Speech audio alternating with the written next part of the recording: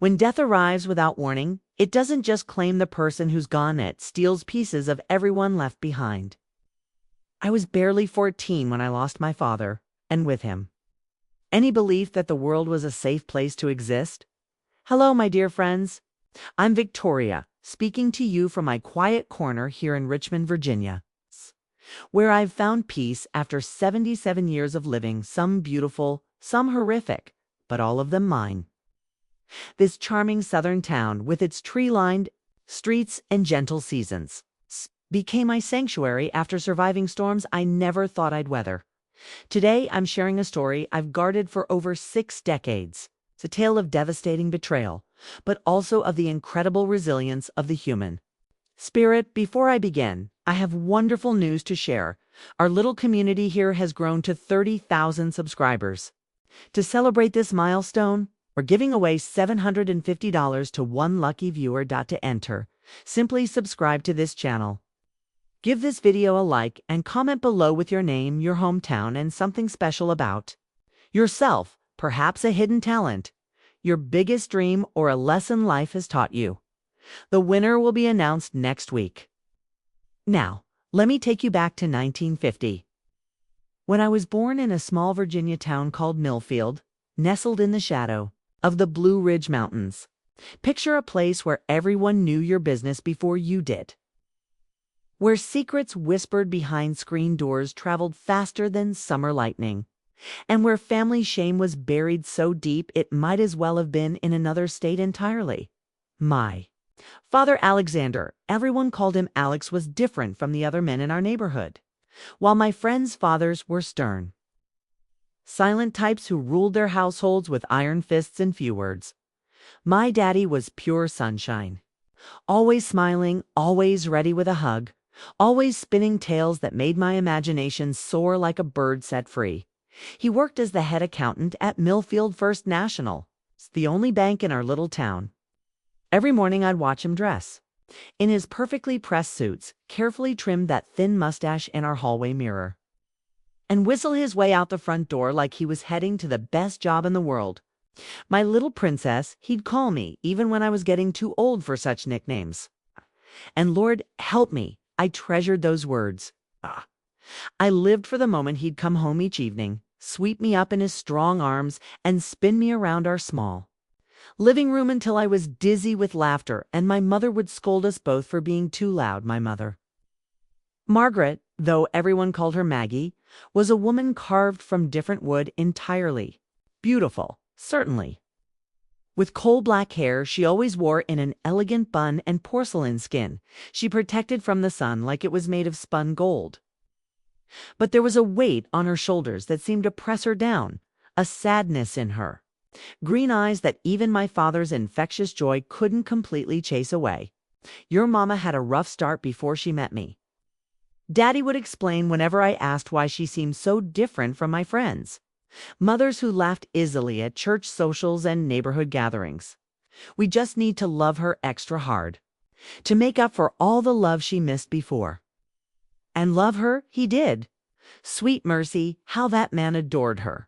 He'd surprise her with wildflowers picked on his walk home from work, prepare elaborate Sunday breakfasts while she slept in, take us on impromptu picnics in Riverside Park where he'd push us both on the old tire swing until we squealed with delight. Our house stood on Maple Street, modest but filled with warmth. We had a tiny backyard where Mama grew herbs and vegetables, and a magnificent oak tree that dropped acorns like golden coins every fall.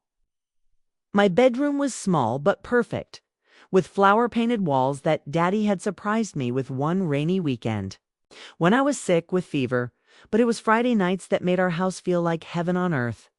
Daddy would arrive home from work, we'd share dinner around our small kitchen table, and then the three of us would gather in the living room to listen to his favorite radio programs. When the shows ended, he'd pull out his old guitar, the one with a crack down the side that somehow made it sound even more beautiful. And we'd sing together until the neighbors probably wanted to throw shoes at our windows.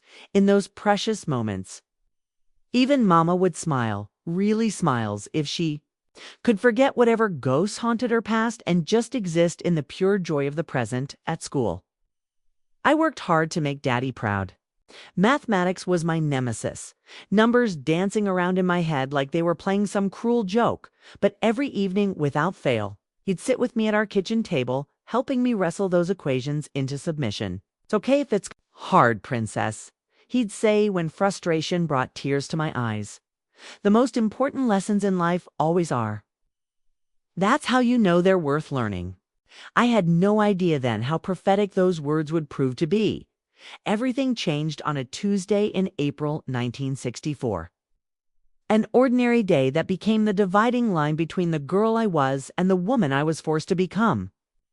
I was sitting in Mrs. Henderson's English class, daydreaming about the coming weekend, when Principal Morrison appeared in our doorway wearing the kind of expression adults get when the world is about to crack open.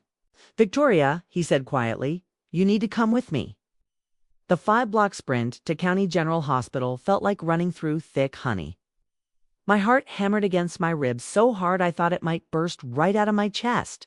When I burst through those hospital doors, I found my mother sitting on a wooden bench in the corridor staring at nothing. Her hands trembling so violently she couldn't hold the rosary she always carried. "Mama, where's Daddy? What happened?" The words came out in a desperate rush, tears already blurring my vision. She looked at me as if she didn't recognize me for a moment. And in that terrible silence, I knew. I knew before she opened her mouth, before she whispered those devastating words that would echo in my head for decades to come. His heart, she finally managed. It just ... stopped. The doctors said it was quick. A massive heart attack. He was gone before the ambulance even arrived. Alexander Mitchell, aged 43. Healthy as a horse, never smoked a day in his life. Barely touched alcohol except for a small glass of wine with Sunday dinner. Just ... gone. Like someone had blown out a candle. The days that followed blurred together in a haze of casseroles from church ladies, awkward hugs from well-meaning neighbors, and a house suddenly too quiet, too empty, too full of his absence. The funeral drew nearly the entire town a testament to how beloved my father had been. But after the last flower wilted and the final sympathy card was filed away, we were left with a silence so profound it felt like being buried alive. My mother, who had been quiet before, now became a ghost haunting our own home. She moved through our rooms mechanically, doing laundry, preparing meals neither of us wanted to eat, speaking only when absolutely necessary. At night, I'd hear her crying through the thin wall's soft, broken sobs that cut through me like glass. The financial reality hit us like a second death. Daddy's small life insurance policy evaporated quickly. And Mama had never worked outside our home, had no skills that translated into steady income. Within months, she was cleaning houses for the wealthy families on Oak Hill, taking in ironing, selling pies and cakes door-to-door in the early morning hours before beginning her next cleaning job. I pitched in however I could. At 14, I started babysitting for neighbors, earning pocket change that I handed over without question. During school breaks, I worked at Morrison's 5 and Dime, stocking shelves and sweeping floors. Every penny went into the coffee tin. Mama kept hidden behind the flour canister, but it wasn't enough. It was never enough. 3 months after Daddy's funeral, we lost our house. The landlord, Mr. Peterson, was kind enough to give us extra time, but eventually even his patience ran out. We moved into a converted garage behind Mrs. Eleanor Watson's main house, a generous arrangement, where we paid reduced rent in exchange for caring for the elderly widow. Watching my mother sink deeper into depression was like watching someone drown in slow motion. She lost weight she couldn't afford to lose, worked until she collapsed from exhaustion, and seemed to fade a little more each day. Many nights I'd find her asleep at the kitchen table, her head pillowed on a pile of ironing, the iron still warm beside her hand. It was during this most vulnerable time in our lives that Nathaniel Pierce stepped into our world. Nathan appeared like an answer to unspoken prayers on a Sunday after church. Mama and I were walking home, she in that same black dress she'd worn since the funeral. Me in clothes that had seen better days and better fits, when this well-dressed man approached us. Hat in hand, with what seemed like genuine concern in his dark eyes. "Mrs. Mitchell," he said politely, "I'm Nathan Pierce. I worked with your husband at the bank. Please accept my deepest condolences." Alex was truly one of the finest men I ever knew. Something about his introduction struck me as odd. Daddy had worked at that bank for over 12 years and had often brought colleagues home for dinner or coffee. How had he never mentioned this, Nathan Pierce? But Mama didn't seem to notice anything strange. In fact, for the first time in months, I saw a tiny spark of interest flicker in her tired eyes. Nathan began appearing at our door regularly. He'd bring groceries that were left over from his own shopping, offered to fix Mrs. Watson's leaky faucet or our squeaky door hinges, even helped me with my mathematics homework, the subject that had been Daddy's specialty. He was approximately 36 years old, with salt and pepper hair that suggested distinguished maturity, and a smile that seemed genuine. Mrs. Watson would live long enough to recognize most human motivations, was quick to comment. "That man's got intentions toward your mama, child."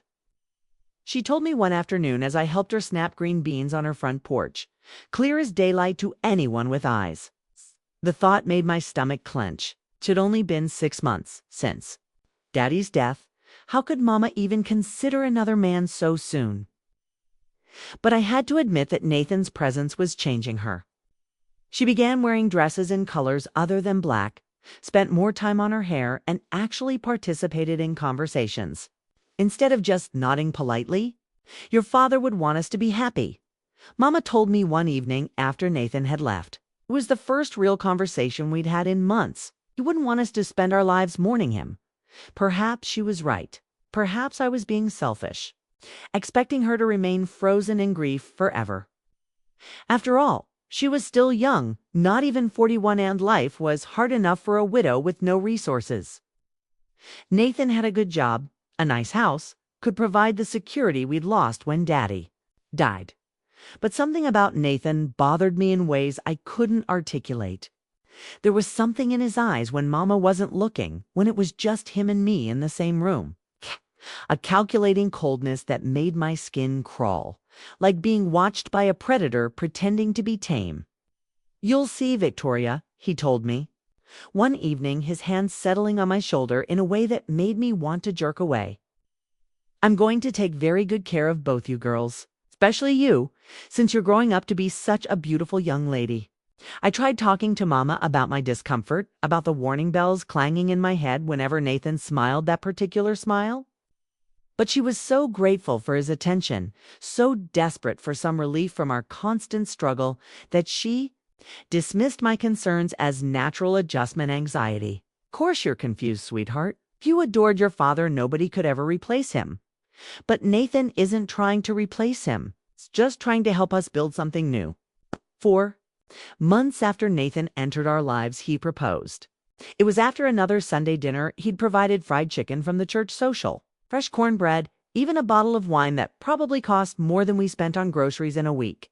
He got down on one knee right there in Mrs. Watson's tiny converted living room, pulled out a small velvet box containing a simple gold band, and asked my mother to marry him. "I know it seems soon," he said, his voice thick with what sounded like genuine emotion. "But life's taught me not to waste time when something feels right. I love you, Margaret. I want to give you and Victoria the life you deserve," Mama cried. Said it was too soon, that she wasn't sure she was ready. But Nathan persisted, speaking of love and security and his desire to provide us with a real home, a fresh start. "You could move into my house next week," he said confidently, as if her acceptance was inevitable. "There's plenty of room. Victoria would have her own bedroom, a big backyard to play in." When Mama looked at me, silently asking for my approval, I swallowed the knot of anxiety in my throat and managed what I hoped looked like a smile. Who was I to stand in the way of her chance at happiness? Who was I to condemn us both to a life of constant struggle when salvation was sitting right? Their proposal ring gleaming in his outstretched hand. They married 3 weeks later in a simple courthouse ceremony. No celebration, no guests, except me and two strangers Nathan had recruited as witnesses. Mama wore a powder blue dress, the first non-black clothing she'd put on since Daddy's funeral. She wasn't glowing like brides in magazines, but there was a cautious hope in her expression that I hadn't seen since before our world collapsed. We moved into Nathan's house the very next day. It was beautiful. I'll give him that. A two-story. Colonial on Pine Street with 3 bedrooms, hardwood floors that gleamed like mirrors, and a kitchen with modern appliances that made our old place look like something from pioneer times. My new bedroom was at the end of the upstairs hallway, far from theirs, with a window that looked out over a backyard with apple trees and rose bushes. For the first month, everything seemed normal. Nathan left early for work, returned in the late afternoon with stories about his day, asked about school and my friends with what appeared to be genuine interest. Mama cooked elaborate meals, cleaned that big house until it sparkled, and seemed to bloom under the security of steady income and a comfortable home. I was still uncomfortable around Nathan, but I tried to convince myself it was just a matter of time and adjustment. After all, he was providing for us, had paid my overdue school fees, bought me new clothes and school supplies, even surprised me with a bicycle for my 15th birthday, something I'd dreamed of, but my parents had never been able to afford. The transformation began so gradually, I almost missed it. First came the criticism of Mama's cooking. "This roast is overdone, Margaret," he'd say, pushing his plate away. "Didn't your mother teach you how to cook properly?" Then complaints about the cleanliness of the house. I found dust on the mantelpiece. "What exactly do you do all day while?" "I'm working." "Okay, Mama." Desperate to please, worked even harder. She cleaned that house from top to bottom daily, tried new recipes, spent hours preparing herself for his return each evening, but nothing satisfied him. The criticisms grew sharper, more personal, more cruel. Then he started drinking. Not much. At first, just a glass of whiskey after dinner, then 2 glasses, then half the bottle. And with the alcohol came glimpses of the real Nathan Pierce, the man who had been hiding behind the mask of kindness and concern. The first time he hit my mother was over a missing button. We were having dinner when he noticed a small button that had come loose from his work shirt. Something that would have taken 30 seconds to sew back on became a catastrophe that changed everything. He exploded without warning, sweeping dishes off the table, shouting about respect and gratitude and how dare she let his appearance suffer. When Mama tried to apologize, tried to explain that she'd been planning to fix it that very evening, he grabbed her by the hair and dragged her to their bedroom. I ran to help her, but he shoved me so hard I crashed into the wall, stars exploding behind my eyes. I lay there dazed and terrified, listening to my mother's screams turn to pleas, then to horrible silence. The next morning, he acted as if nothing had happened. Made coffee, kissed Mama's bruised forehead goodbye, wished me a good day at school. When I returned home that afternoon, Mama was cleaning again, her movements mechanical, a black eye poorly concealed with makeup she'd never worn before. "Mama, we have to leave," I whispered, terrified he might overhear even though he was still at work. "He's going to do it again. It's going to get worse." She just shook her head, wouldn't meet my eyes. "It was just once, Victoria. He'd been drinking, lost his temper. It's already apologized, promised it won't happen again. But it did happen again. Course it did. The following week, it was because dinner was 10 minutes late. It's the week after that, because he thought she'd smiled too warmly at the mailman. There was always an excuse, always a reason why his violence was somehow justified, and always. The next morning brought apologies, promises, sometimes even gifts, flowers or chocolates or a new dress, as if material things could erase the memory of bruises and terror. Mama grew smaller with each assault, more fragile, more defeated. The tiny spark of life that had returned to her eyes when she first met Nathan was extinguished completely, replaced by constant vigilance and bone-deep fear. As for me, Ethan maintained a careful distance, content to establish his dominance through psychological intimidation rather than physical violence.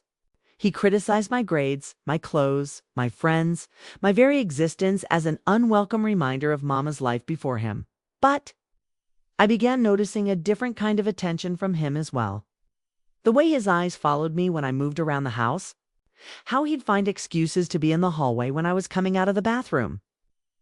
The inappropriate comments about how I was developing into quite the young woman. I started locking my bedroom door at night, though I knew it wouldn't stop him.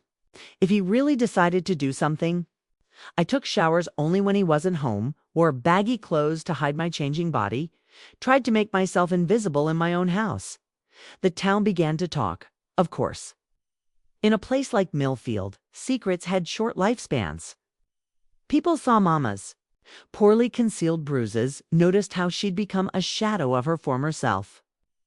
They saw how I'd changed too, from the cheerful girl who used to sing in the church choir to a frightened teenager who walked with her head down and flinched at sudden movements, but nobody did anything meaningful to help us.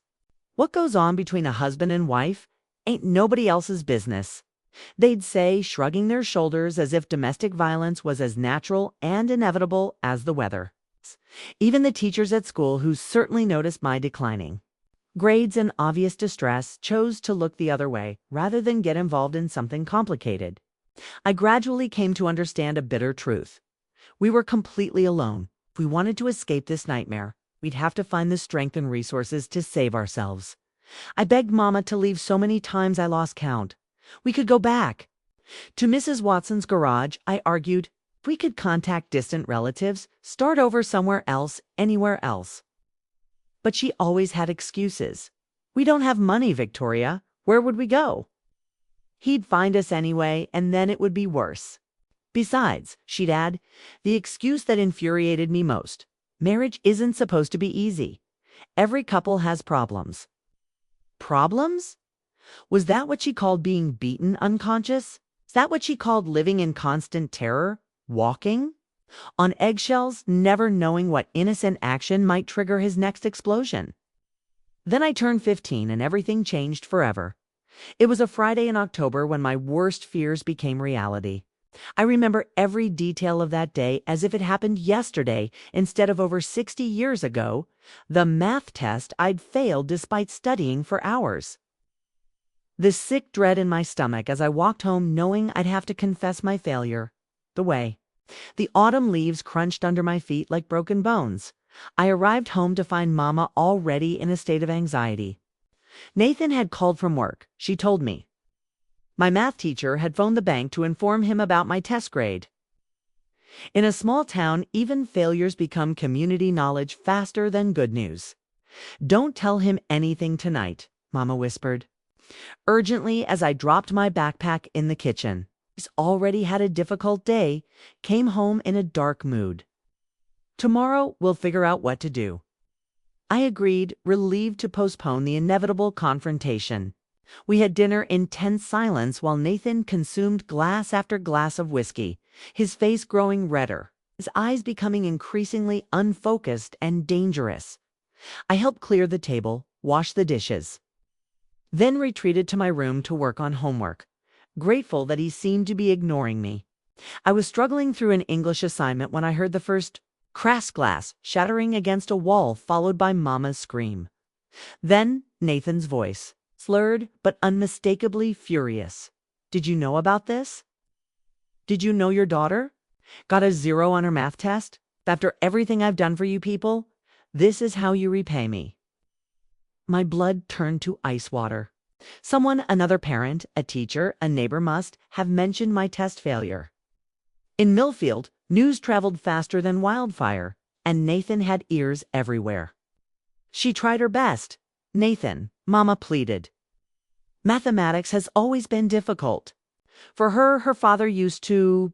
That was the wrong thing to say. Mentioning Daddy was like lighting a match near gasoline. Don't you dare talk about that man in my house. Nathan roared, and I heard the sickening sound of flesh striking flesh, followed by Mama's body hitting the floor. I couldn't stop myself. I ran out of my room, threw myself between them, facing Nathan for the first time with something resembling defiance instead of fear. "Leave her alone," I shouted. "It's my fault, not hers. If you want to punish someone, punish me." For a moment, he seemed genuinely surprised by my audacity. Then a horrible smile spread across his face, an expression that made my soul shrivel with terror. Well, he said softly, his voice carrying a menace more frightening than his shouting. "So the little princess has found her backbone. How? ... Interesting." He took a step toward me, swaying slightly from the alcohol. Instinctively, I backed away. "Nathan, please." Mama tried to get up, grabbed at his leg. "She's just a child." He kicked her away like she was an annoying insect. A child. He laughed, a sound like breaking glass. "Look at her, Margaret. Really look. She's becoming quite the young woman. It's time she learned to show proper respect to the man of the house." It's the way he said it, the way his eyes moved over my body, made me feel dirty and exposed. I understood, with perfect horrible clarity, what was about to happen. "Mama," I whispered, begging with my eyes for her to do something. Anything to protect me. She looked at me, then at Nathan, and I watched something die in her expression. Complete surrender, total defeat. The last remnant of the mother who should have fought for her daughter crumbled to dust. "Go to your room, Margaret," Nathan ordered, never taking his eyes off me. "I need to have a private conversation with Victoria about responsibility and consequences." To my absolute horror and devastation, Mama obeyed. She struggled to her feet, gave me one final look that asked for forgiveness but offered no salvation, and walked to their bedroom, closing the door behind her with a soft click that sounded like a gunshot. That was the moment I understood I was completely, utterly alone. The person who should have protected me with her life had chosen to protect herself instead. Broken by years of abuse, but still capable of the ultimate betrayal. What happened in the hours that followed is something I've never been able to discuss in detail. Not even with therapists, not even with my husband years later. The physical pain was excruciating, but the psychological trauma of abandonment was far worse. Nathan raped me that night. Multiple times. He used my body to express his rage, his power, his complete control over every aspect of our lives. Through it all, on the other side of the wall, my mother remained silent, knowing exactly what was happening, hearing my cries for help, and choosing to do nothing.